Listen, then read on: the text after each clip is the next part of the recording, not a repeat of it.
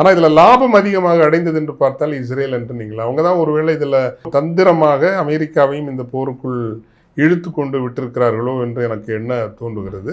அவர்கள் அதிக லாபம் அடைந்திருக்கிறார்கள். காரணம், அவர்களை பொறுத்தவரையில் ஒன்று, ஈரானினுடைய அணு ஆயுத திட்டத்தை குறைந்தபட்சம் இன்னும் 10 ஆண்டுகளுக்கு தாமதமாக்க வேண்டும். அதில் அவர்கள் கணிசமாக வெற்றி பெற்று விட்டதாகவே தெரிகிறது. இரண்டாவதாக, ஈரானினுடைய ஏவுகணை ஆற்றலை மட்டுப்படுத்த வேண்டும், பலவீனப்படுத்த வேண்டும். அதிலும் அவர்கள் இப்போ அடிச்சுட்டே இருந்தாலும் எஃபெக்டிவ் அந்த மிசைல், அட்வான்ஸ்டு மிசைல் ப்ரோக்ராம்லாம் நிச்சயமாக தாமதப்படும்.